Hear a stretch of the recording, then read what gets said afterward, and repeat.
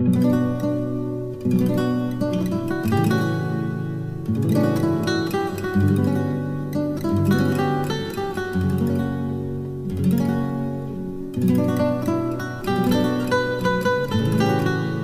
Franco.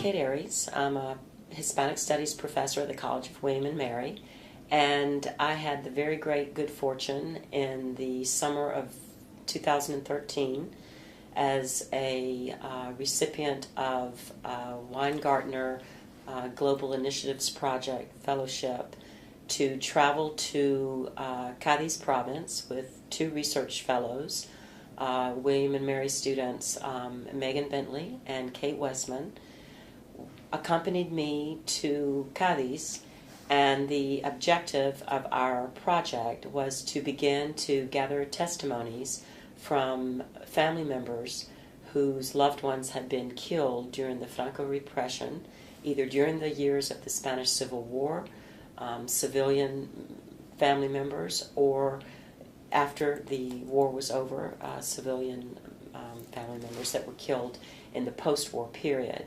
And I had often shared with these students who had studied with me in a research seminar the year before what I've told many students. My very first memories of going to Spain, which happened shortly after Francisco Franco died in November of 1975, I was a student that went to Spain when the first democratic elections were celebrated in June of 1977, which was a historic moment, the first democratic elections in 40 years.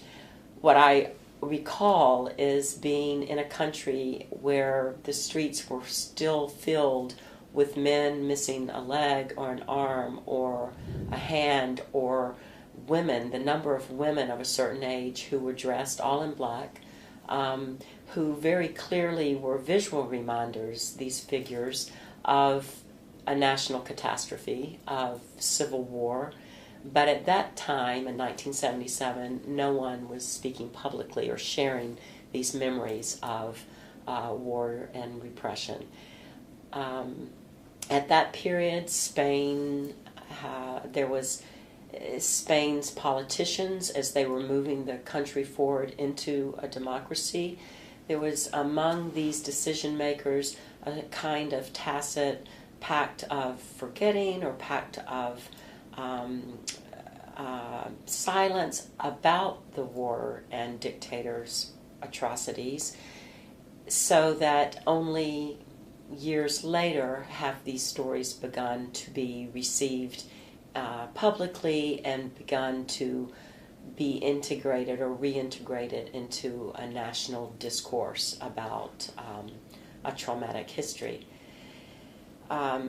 We kept in mind when we traveled to Cadiz that there were more than 100 unmarked graves in Cadiz province.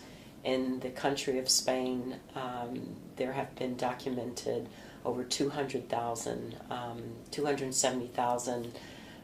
Spaniards were imprisoned after the war, as well as 130,000 Spaniards were disappeared by the regime, shot, ended up in mass graves.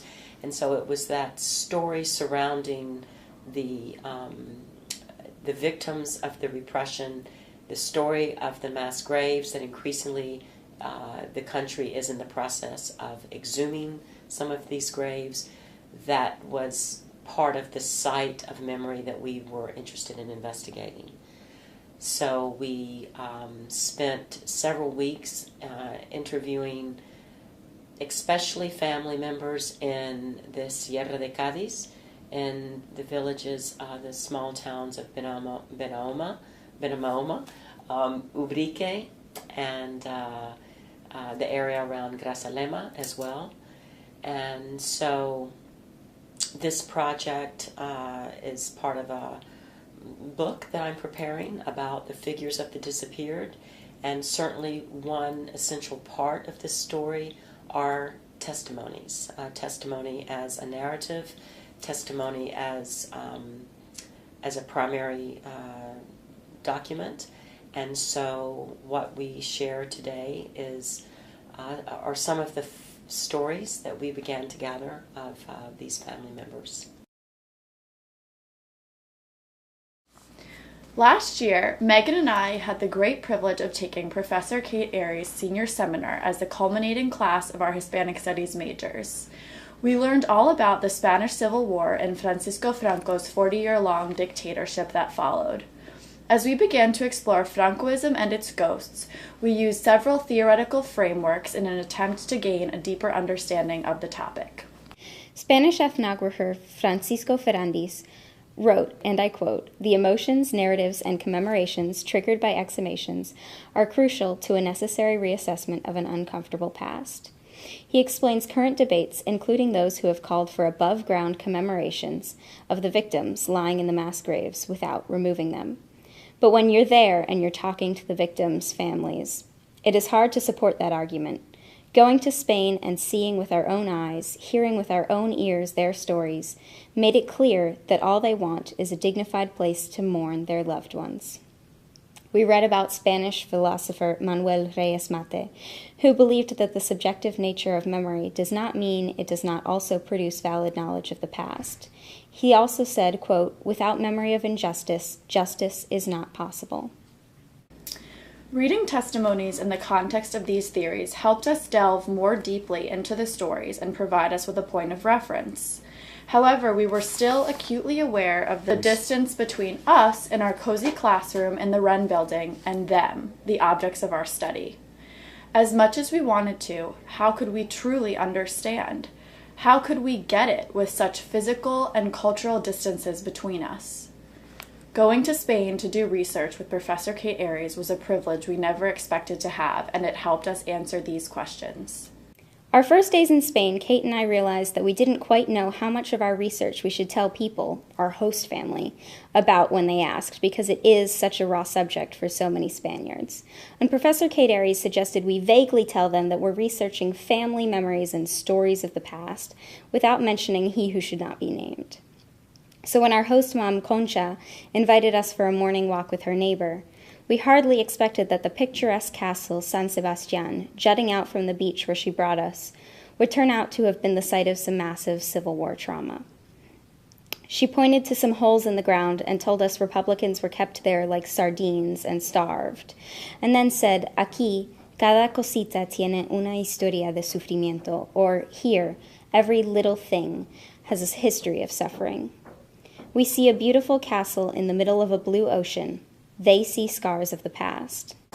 As we traveled around Spain gathering testimony, our perspectives began to change and we started to see things more and more the way the Spaniards see them. Megan and I attribute this largely to the manner in which we learn these people's stories. The distance that we, as students, expected between the researcher and the research subjects did not exist in the way we thought it would. We weren't giving people surveys or asking them a series of scripted questions. It was all supremely personal. We usually ask the person being interviewed to meet us for a relaxed cup of coffee or a meal, and sometimes they even insisted we come to their homes for all of the above. Then, the interviews could go on as long or as short as the interviewee wanted, and since we were talking to Spaniards, they were usually on the longer side.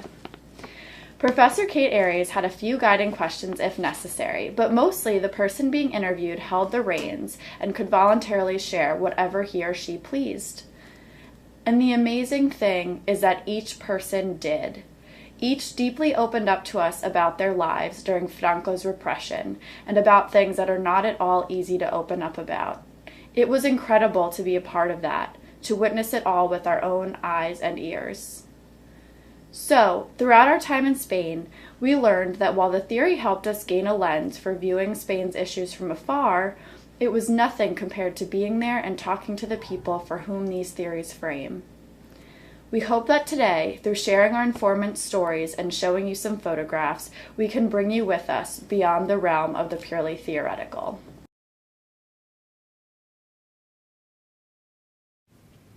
Our primary sphere of research dealt with people who had been disappeared or killed by the nationalists, but we wanted to take a brief moment to talk about two people we interviewed who represent the other two spheres of repression. The first of these, Ángeles García Madrid, is a woman who was imprisoned for her socialist political affiliation. For both Kate and me, our introduction to Ángeles came way back in our seminar when we read excerpts from her book, Requiem por la Libertad. By chance, both of us were so struck by her and her narrative that we chose to focus in different ways on her for our seminar papers. As a School of Education student, my focus was on a group of high school students who read and reinterpreted her story in the form of a published play to be performed in front of their fellow students.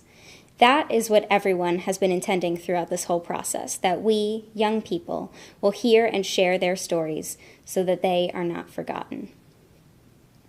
So this is Ángeles' story. She was a different kind of victim. Her body was not disappeared in death, but it was marginalized, abused, and objectified in Franco's vast post-war penitentiary system. Her role has frequently been that of a witness to the most notorious post-war execution of the so-called 13 Roses, 13 young women, many of whom were underage, who were executed one night in the cemetery in August of 1939. When we spoke with her, we asked her why she wrote her memoir in the third person, and she told us that it was modesty, that she didn't want to say, I did, I said, so she called herself the girl. Her object of memory is her Cupid pendant.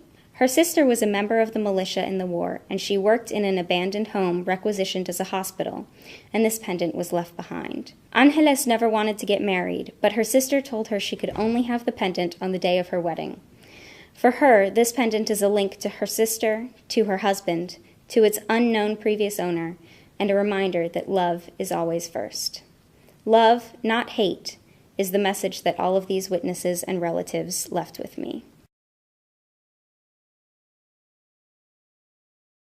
Maria Luisa Fernandez Fuente is a dear friend of Professor Kate Aries and one of the informants for her book, Spanish Culture Behind Barbed Wire, Memory and Representation of the French Concentration Camps. Maria Luisa is a former child of exile who spent the first 4 years of her life in another vast site resulting from Francoist repression, the Spanish Republican internment camps in France. She was born on January 17, 1939, as Barcelona was falling to Franco's encroaching troops. 3 short weeks later, she crossed the French border in her Asturian parents' arms. Sadly, she and her mother were quickly separated from her father, who was forced to work in a different internment camp. After 4 years in various camps, her reunited family spent years living in political exile in France and Mexico before Maria Luisa returned to Madrid after the death of the dictator, where she remains politically active today. We met with Maria Luisa for 3 out of the 4 days we were in Madrid. She invited us into her house, fed us well, introduced us to her friends, other adult children of war and exile, and took us to the many places where this community continues to meet. She included us in her life in a kind and intimate way, almost as if we were her close friends or even granddaughters. In the short time that we knew her, Maria Luisa left a really lasting impact on me. The first thing that one notes about her is that she speaks Spanish with a French accent. For me, this small detail is really quite essential because it is very obvious evidence of her time in the concentration camps and years of exile in France. As soon as you hear her voice, you know she has a story, and she most certainly does. Maria Luisa told us many stories of her time in the French refugee camps and even shared with us a few photographs that were taken of her and her mother when they were interned in the concentration camps in the late 30s and early 40s. This photo shows her with her very first toy, a simple little hoop that her aunt mailed her when she was 3 years old. It was one of the rare pleasures of her early childhood, and she remembers it with clarity. This second photograph shows the infant Maria Luisa with her mother next to the barbed wire fences of the concentration camp.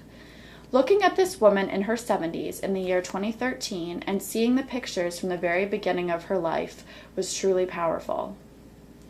The most unforgettable of Maria Luisa's stories is so poetic that it has the air of an ingenious historical fiction novel. At birth, Maria Luisa's anarchist parents named her Libertad, which means freedom. She kept this name until she was 16 years old, at which point the repressive Franquistas renamed her Maria Luisa. This in itself is a real violation of one's personal freedoms, but the way in which they did it is extremely symbolic. Upon her request from France of her Barcelona birth certificate for passport purposes, they retrieved the original, eliminated her given name, and wrote in the margins that they were taking away the name Libertad and obligating her to take the name Maria Luisa. They used the word imponer, which means to impose upon. Through this act, they quite literally took away her name, her identity, her libertad, her freedom. This is the epitome of what the Franco regime did while in power for 40 years. In Madrid, we dealt with exiles and those in the prisons, but back in Cádiz, we interviewed grandchildren of those who had been shot by nationalists in the south. The grassroots group that led the way for excavations in the province of Cádiz was led by Ana María Venegas. She is the president of the Association of Family Members in Ubrique, a small town known as a white town in the mountains, where more than 200 people fell victim to the nationalist assassins. She represents families in Ubrique on a personal level. Her own grandfather was killed and buried in the mass grave at El Bosque. Her movement to uncover that grave became a grassroots movement because she, her sister, and the other families they work with soon realized that talking to the government wasn't getting them anywhere. They had to take matters into their own hands to get support for excavating their grandparents' mass grave. Although for her family it was never about hating the perpetrators, and her grandmother taught her only to love the ones they had lost, not everyone in Ubrique agreed with Ana. When we met with this strong woman at a cafe in her town, everyone knew who she was and why we were there to talk with her, and they did not all approve. One man in particular kept glaring at us from over his cup of coffee, and just to make sure we knew he was upset, he repeatedly asked Mike if Mike was photographing him, because I don't want to be photographed. But Ana Maria pays these people little mind. For her, it was all about having a just burial for their loved ones. When Ana Maria was small, she remembers often seeing her grandmother place a white rose in a small vase by a picture of her grandfather. She asked her, "Why do you do that?" And her grandmother told her, "Leave it alone because it's for your grandfather." But Ana still wanted to know why, so her grandmother finally told her, "It's because I have nowhere else to put it for him." Because of this story, very similar to the stories of many other families of the disappeared, Ana María Venegas made a white rose the image on the front of the book she published about her family's story. And I feel it is integral to understanding why she and all the other families were so invested in finding and unearthing the mass graves Franco left behind. They had no place to properly mourn their dead because they were unceremoniously buried in the woods on the side of a mountain. They needed someplace to go, to be with their loved ones. When we were in our safe and detached classroom in the Wren Building in Williamsburg, Virginia, just over a year ago, we didn't understand why anyone would protest finding the remains of these people and letting the grandchildren put their relatives to rest. But you could see sitting in the square in Ubrique that most of them just wanted to let the trauma stay buried. Those are the people, though, who have their loved ones' graves in the cemetery down the road to visit whenever they please. Sitting in the same square was very surreal when Ana showed us this picture from the 1920s. Here you see her pointing to her grandfather, sitting in front of the bench. The man in the chair in the background, mere feet away from her grandfather, is the man who signed the death warrants for her grandfather and many others in the town. Those benches are still there. We were sitting almost in the same spot as they were. It really made real the close quarters in which the Republicans and Franquistas were living when the Civil War started. They knew each other, and one killed the other. Ana María Venegas and the members of the team who excavated and laid to rest the bodies in the El Bosque mass grave where Ana's grandfather had been buried donated all of the artifacts and personal items they found to the Museo Histórico de Villamartín, the local municipal museum in a neighboring town. We visited that museum on our way to Ubrique that morning. When we called, the person who answered said we should come right over and we were welcome to look at the artifacts, though they were in storage and not on display. We were surprised then when we got to the museum to find that it was closed and only the director, José Luis Gutiérrez López, and one other employee were present. But Mr. Gutiérrez said to us, "What are museums for if not to help people learn?" A common theme in our interviews, people very much wanted to share their stories with us so that we could learn their history and their truth. He told us that the two Venegas sisters wanted these objects to be preserved by the museum staff, and that this had been the first archaeological dig that focused on the recovery of memory. They arrived at the perfect time not to get lost, he told us, but simultaneously they have never been displayed since they were first gifted to the museum. I don't know if that counts as not being lost in my mind. Here they are in little plastic bags, in a larger plastic bag, in a plastic box, which is kept in a dusty, unused corner in storage in the museum. It is ironically a kind of reburial for these objects. But what he showed us in that box truly was something, and I'm grateful that he opened the museum on its day off to pull these out of storage. And you are the first people, other than us, to see these objects after they were interred at the museum.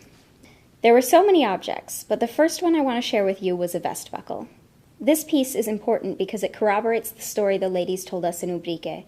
The Republican victims were told, and they believed, that they were being moved to make a statement in the provincial capital. So they wore their best clothes and new shoes to their deathbeds. This buckle is from a man's best vest that he wore to look good for local government officials and never took off again. We also saw a bullet and then a shell from a different weapon. Logically, it's not surprising to see bullets in a grave with gunshot victims, but it was chilling for me to know that those bullets were ones that were linked with actual murders. When we later saw that historian Carlos Perales' personal artifact collection included a gun that was used by a nationalist during the dictatorship, the two together were a real image of what had happened to these people. Did I mention that the gun was called the Super Destroyer? If you saw this in a movie, you would dismiss it as cheesy, but seeing as it's real, I wonder what sort of pride that man may have had in using his Super Destroyer and what graves his bullets might have ended up in. The last item I have was also the last item we looked at. Mr. Gutierrez knew what he had in his collection and saved the best for the end. This object is what archaeologists initially thought was a mirror. But when it was brought to the museum and cleaned, museum employees quickly realized that what they had was much more than that. They now believe that this object is a portrait, like a small picture of a loved one that you might now keep in your wallet to remember them by. This portrait is an object of memory for both us trying to understand the past and for the victim who wanted to remember his loved ones in his last moments. These objects are part of Spain's national history. If they were made visible to the public, they would bring light to Spain's past, despite, as Mr. Gutierrez says, not being linked to any particular subject. For me, that makes them even more useful. They could be anyone's. Anyone's grandparents, parents, uncles could have been victims dressed in their Sunday best and left in a mass grave, clutching a portrait of someone they loved.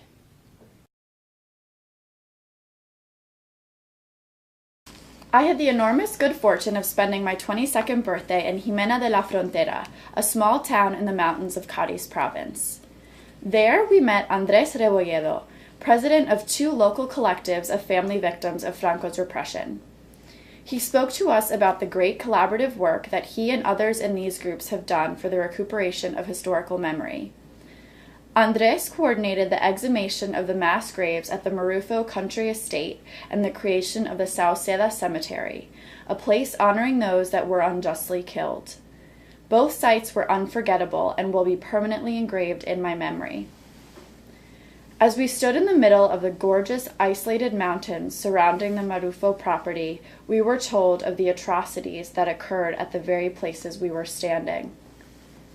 Between November of 1936 and March of 1937, this very locale was transformed into a detention center where local civilians were sent daily to be tortured and killed. It has since been determined that anywhere between 300 and 600 people were murdered and disposed of here, making it one of the largest mass graves in Andalusia, outside of Malaga. The juxtaposition of beauty and horror was so powerful that it left me speechless. Andrés described the long and arduous process of the graves exhumation, which involved over 3 years of intensive researching and 4 months of full-time work in the field. Andrés referred to it as an obsession to bring dignity and justice to the fallen victims of Franquismo. This picture here shows one of the exhumed bodies discovered with its hands still bound together. It is such a powerful visual of helplessness and lack of control. The researchers unearthed many personal objects alongside the bodies of the fallen. Shoes, thimbles, pencils, crosses, pipes, and decorative hair combs were among the recovered objects. Seeing such things made the unjust, inhumane murders of all these people feel even more painful. It brings their humanity to the forefront. It allows us to relate to them even more, to imagine their suffering as they perished on that mountainside. Cultural archaeologist Leila Renshaw, who participated in exhumations in Burgos province, reminds us in her 2012 study, Exhuming Loss, Memory, Materiality, and Mass Graves of the Spanish Civil War, that such mundane objects, quote, underscore the normality of this class of dead, which was so extravagantly demonized and caricatured by Francoist rhetoric, end quote. The Franquistas had exterminated the Republicans while arguing that they were subhuman and therefore deserved to die, a delusioned attempt to justify unjustifiable acts of cruelty.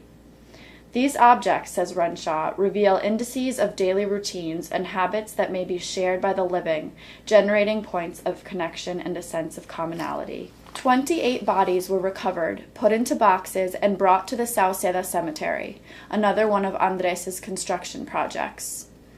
The boxes were labeled with the grave in which the body was found, and each body was given a number. While we were in Spain, Andres' team was in the process of using DNA analysis to determine to whom the bodies belonged. Recently, the test results conclusively identified some victims. However, Andres explained that identifying each body was less important than having them all together in a place of peace and memory. Based on local testimony, they were confident that they knew whose bodies had been exhumed. This large plaque listing all of the people they had laid to rest was put up on the wall of the tomb to honor their memory. Here, Andres shows us that his grandfather's and his uncle's names are the first listed on the plaque, reminding us how personal this project is for him and all those involved. As horrifying as the events that occurred at these places were, Andres presented them to us with strong optimism. He shared how happy he was that he and his companions had been able to achieve so much, and how it brought them real peace to have this place to honor their dead. Like Ana Maria had done in Ubrique, Andres used his mother's lifelong sadness over the murder of her father as motivation to get involved with the movement to recover historical memory. Ana Maria and her local collective were forerunners whose dogged determination led to the 2004 excavations of mass graves, the first to take place in Andalusia. Andres took his neighbor's efforts in Ubrique a step further, creating a stunningly beautiful mountainside place of memory for the remains exhumed from a place of terror. The plaque at the entrance to the Sauceda Cemetery states, "Donde talaron vidas, sueños e ilusiones, retoñan la memoria y la justicia." Where lives, dreams, and illusions were once cut down, memory and justice now flower.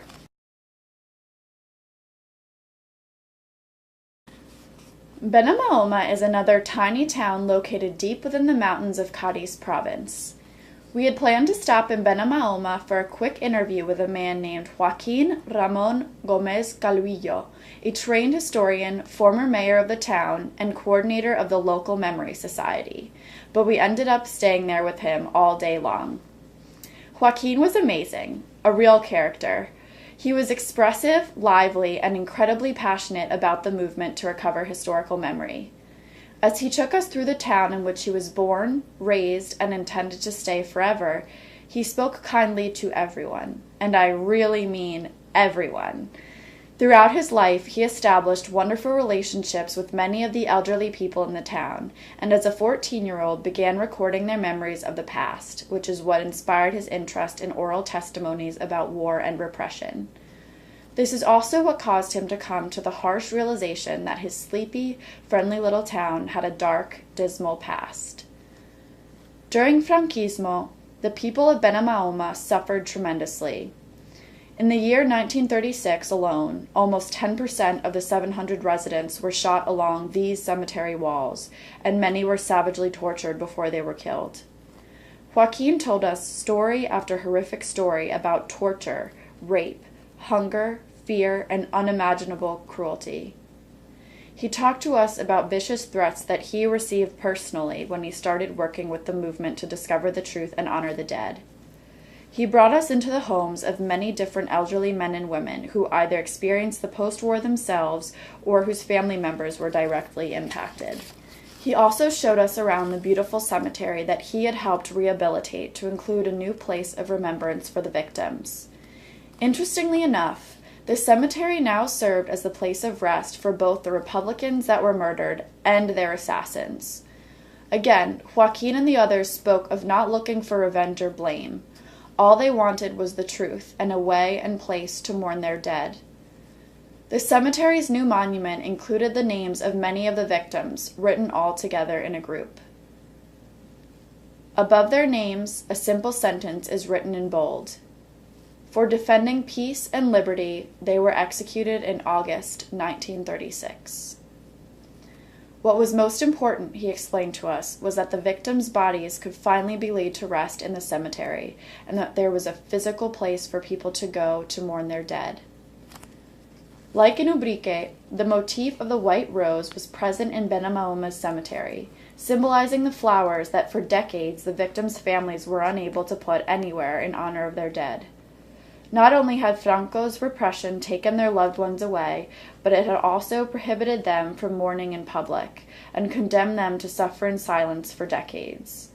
In this way, the cemetery continues to serve as a great source of peace for the traumatized town. Without a doubt, the most memorable interview that we had in the little village was our conversation about the civilian massacres in the home of Lucia Roman. Because of our interest in objects of remembrance and mourning, the very first thing she said to us as she showed us this pocket watch was, "This is the watch that belonged to my grandfather. My father always kept it hanging over the headboard of his bed." Her father, Pepe Roman's profound attachment to the silver pocket watch that had belonged to Lucia's murdered grandfather, Alonso Roman, was part of an unimaginably tragic story in which the father and son each found themselves facing their executioners in the middle of the night, 10 days apart. Lucia recounts that her father had fled the village, and when the fascists came looking for him, they took her grandfather in his place. Her grandfather, Alonso, was killed on September 18th, and on September 28th, his son, Pepe, Lucia's father, faced his own executioners, lined up against the church wall with 2 other victims. All 3 were given last rites by a local priest on the scene, and Pepe stood in horror as his companion was shot dead. An unbelievable intervention on his behalf by a high-ranking local fascist party member saved his life, even as the murder of the second companion proceeded. Rarely, said Lucia, did her father speak of the trauma he survived. But in private, he slept next to his murdered father's watch that hung like a crucifix at the head of his bed, a treasured talisman with which, in this case, the son mourned the senseless sacrifice of his father. Meanwhile, hanging on the wall in Lucia's living room where we conducted the interview were 2 1930s portraits of 2 female figures who represented the Spanish Republic, eventually defeated by Franco's forces. The colors of the Republican flag, the symbolic peace doves, and the pretty girl, nickname for the Spanish Republic, stared at us from Lucia's walls. Remarkably, even after the shooting deaths of Lucia's grandfather and his brother, the family did not destroy these emblems of democracy, but rather hid them for decades in bundles of straw. Lucia shared that after the first Spanish elections were held in 1977 following the death of Franco, her father, who once faced his fascist executioners from the wall of his local church, never missed a vote.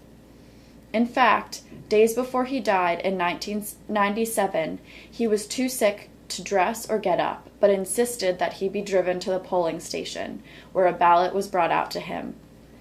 Sitting in the car, in his pajamas, he voted, reaffirming one last time his rights as a Spanish citizen. Scholars working in the field of Spanish memory studies are particularly attentive to what Spanish ethnographer Francisco Fernández has called the complex process of translating fugitive memories of Franco's victims into legitimate public discourses. Today I offer a brief analysis of individual testimony as a case study about the embodied practices and discursive expressions of mourning and remembrance in the local Andalusian communities of the war's losers. My reading of Lucia Roman's testimony, recorded on June the 14th, 2013, in her home in Cadiz province, is conceptually grounded in scholarship about state-sanctioned memory and oblivion, private grief, and public mourning, especially Judith Butler's post-9/11 Precarious Life, The Powers of Mourning and Violence, and Soviet scholar Alexander Etkin's 2013 study, Warped Mourning, Stories of the Undead in the Land of the Unburied.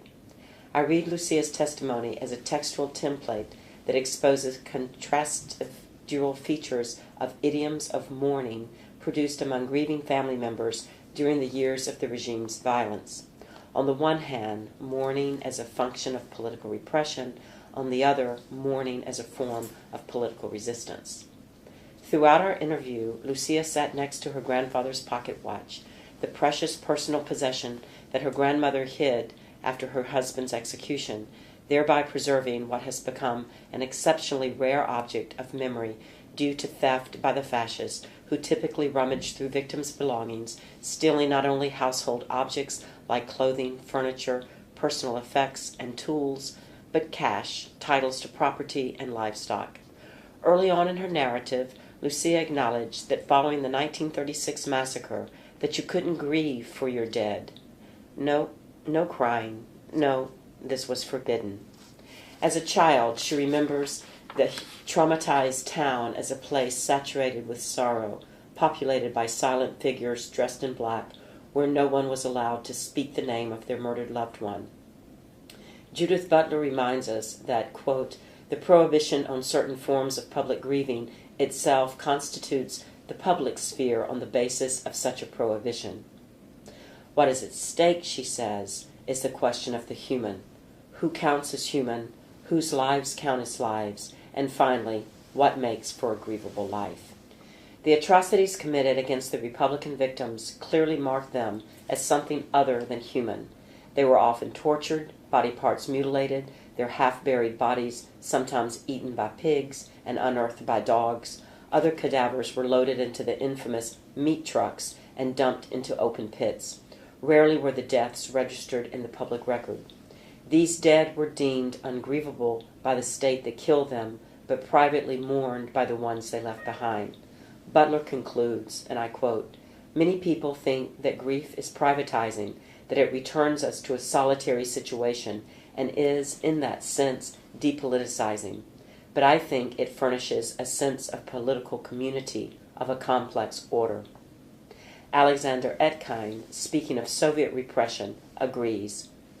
Under a regime that refused to acknowledge its own violence, mourning its victims was a political act, an important and even dominating mechanism of resistance to the regime. I read the features of mourning and remembrance of victims' testimonies as just such a political act of resistance. But initially, following the acts of terror that killed so many thousands of civilians, subjects in mourning were forced to take part in punitive public spectacles, before then being marginalized as silent specters of unspoken grief. In Spain's deep south, especially in Andalusian culture, it is not only highly important to mourn in public, but to be seen to mourn. Layla Renshaw has observed that the regime's, quote, prohibition on burial, funeral rites, and mourning subverted the categories of interior and exterior, private and public. Lucia explained how the aftermath of her grandfather's murder played out an unthinkably cruel reversal of the grieving widow's traditional protagonism in a public funeral procession honoring the dead. The regime's public ritual for hundreds of widows, daughters, mothers, and sisters whose loved ones were shot was to shave their heads, administer up to a liter of castor oil, and parade the women through the streets as they soiled themselves and vomited, forced to sing the fascist hymn, arm outstretched in fascist salute, as a brass band played. Lucia described this public humiliation of her own grandmother, Fermina Rodriguez, as well as the forced participation of other grieving female neighbors in fascist dance parties, macabre dances held in Ben al-Moma where the women were forced to dance with the murderers. More traumatic was the sexual abuse that for some continued for months. 4 of Lucia's neighbors, all of whom had lost family members in the village massacre, were forced to work as maids in the imposing, centrally located fascist party headquarters. When the infamous killings of the 16 women of Grazalema occurred in the tiny town up the mountain, Lucia told us their pillaged household possessions ended up in the streets of Benamaoma, a kind of twisted bazaar where the private, personal effects of the murdered dead became an obscene spectacle of loss. Edkind proffers an interesting definition of mourning. Quote, "It is not the pain of knowing, but rather the desire to know that lies at the heart of mourning. This desire to know the unbearable is also a desire to share its burden, to express it in clear words or images, to tell the story to the close community of equals and then to others as well." It is striking to note that Lucia's moment of knowing about the atrocities that crippled her hometown was in fact mediated by a grieving woman in the public square. During a religious processional of the village's patron Saint Anthony, as the image of the saint was escorted by local political bosses responsible for the shootings of this woman Josefa's husband and 3 sons, she began to scream, "Criminals, rotten scum, you scum, murderers." Other testimonies are similarly filled with stories of the public cries and lamentations of the so-called crazy widows and mothers as they accuse the perpetrators, defying the ban of silence, throwing their grief in the face of the killers. Lucia marked the moment she began to know the unbearable with the sound of the uncensored, uncontrolled wails of women who would not forget. As a speech act, Lucia's testimony constantly referenced the limits of language to tell the history she wanted to tell. She acknowledged linguistic lacuna and filled them with words repeated like a mournful mantra. Recounting the tragedy of the 7-year-old child who watched as his mother was forced into one of the meat trucks, she said, "There's no name for that. It doesn't have a name because it was horrible, horrible, horrible." Referring to the case of a neighbor's grandfather who was killed after signing away his property to his killers to supposedly save his life, she said, "I tell you, it was just terrible, terrible, terrible." Village orphans' desolation was unimaginable. They were left, she said, with nothing, nothing, nothing. A striking feature of her testimony was her humanization of the victims whose stories she told, speaking about the regime's ungrievable and heartfelt, sorrowful terms of endearment. Repeatedly, she referenced the young men, her father among them, who in 1936 risked their safety by sneaking back into the village to visit their wives and their babies, or who only found out after the fact that their absence from home resulted in having wives, or in Lucia's father's case, his father, taken in their place and killed. Lucia referred to these men, most of whom would be tracked down and shot, as if they were innocent little boys, calling them criaturas, poor little things. Throughout her narrative, she recalled poignant, empathetic details of how one tried to alleviate abject suffering. The father and 15-year-old son who were shot in a desperate embrace. An eyewitness testimony by the grave digger in 1936 was corroborated by skeletal positions in the 2004 exhumations. The same father's futile entreaties that his killers shoot him first, so as not to see his own son die. The sister-in-law who risked her life to smuggle a shawl to Catalina Ramirez. Lucia explained, "The poor thing, of course, was cold, waiting in that jail cell." The grave digger who buried her later gave the shawl to her brother, another tragic object of mourning. Perhaps the most persistent feature in Lucia's testimony and in others that we heard and that I have read is the place assigned in the popular imagination for divine justice carried out against the perpetrators during decades when dreams of justice in the courts were mere fantasy. The man who betrayed her father the night her grandfather was taken, Lucia said, was a well-known snitch whose murderous denunciations of his neighbors led to their violent deaths. He died, she told us matter-of-factly, of tongue and throat cancer. The man responsible for the father and son's executions, she told us, was after the father's job as a mail carrier, a route on which he was always accompanied by his adolescent son. The guilty man who took over the job had to give up the mail route, Lucia explained, because he used to hear the murdered boy crying as the new postman approached the site of the shootings. In Ubrique, Ana Maria Venegas' friend Juani told us that her grandfather had been tortured before he was shot, and the killer cut off his ear and drunkenly showed it off like a bullfighter's trophy in a bar that night, explaining as he ordered a drink that he'd brought his own tapa. This man's son, Juani assured us, had been born without ears. In Benalmaume, our guide Joaquin showed us the grave of Francisco González Guerrero, the local fascist boss responsible for so much bloodshed. When he died of old age, Joaquin told us, the pallbearers had to be paid for. No one in the village would touch the casket, much less carry it through the streets to the cemetery. As the dead man made his last appearance in the village, he once terrorized, neighbors kept their shades drawn. This time, their absence and their silence spoke volumes as an expressive, visible, and sonorous performance of counter-mourning. A recurring dichotomous motif in Lucia's narrative was that of bearing grief in traumatized silence and breaking silence as a bold act of resistance. Indeed, a generational divide separates the two subjects of speech and silence. It is her father who narrowly escaped the execution along this church wall after his own father was shot in his place, who is discursively positioned as a mute figure of suffering. In the opening minutes of our hour-and-a-half conversation, when Lucia would tell his story, she introduced father and daughter in these terms. He hardly spoke about it, because the fear never went away.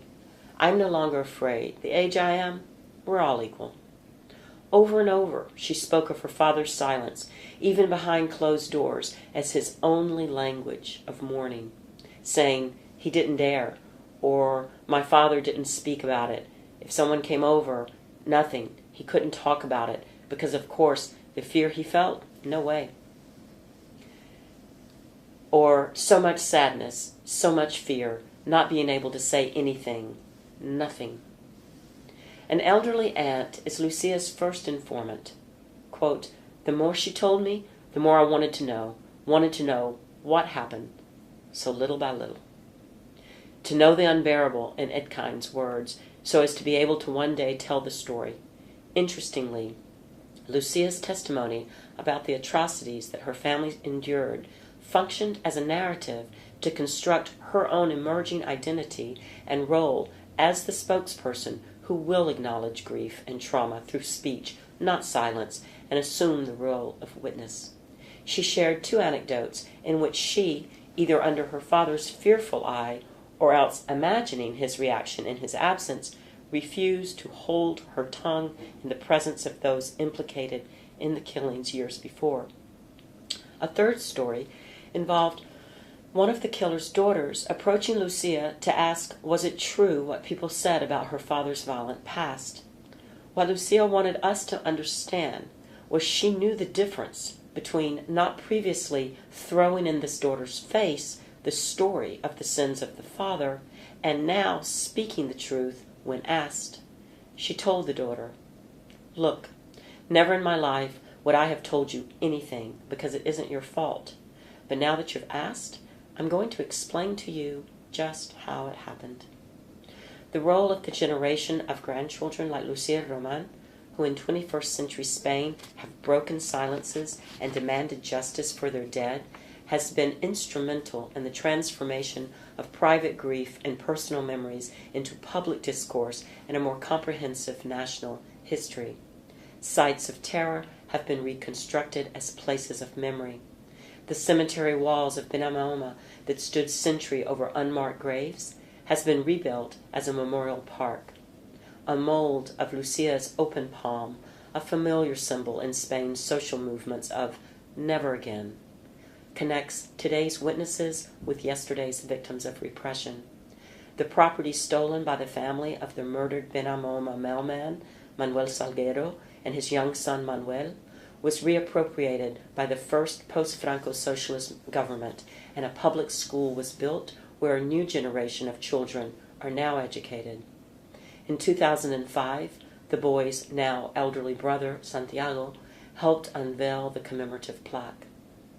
Just this past Friday, on January 24th, 2014, in Sevilla, our informant, Andrés Revelledo, the director of the 2012 exhumations of 28 bodies at El Marufo Cortijo estate, including his grandfathers, Andrés Barreno Pérez, presented evidentiary materials and testimony before a session hosted by the United Nations Special Rapporteur on Transitional Justice, Pablo de Greif, who is currently in Spain for 2 weeks to, according to a January 2014 UN Human Rights communique, quote, assess the measures adopted by the authorities relative to the gross human rights violations committed during the Spanish Civil War and under the Franco dictatorship, and make recommendations to address the remaining challenges.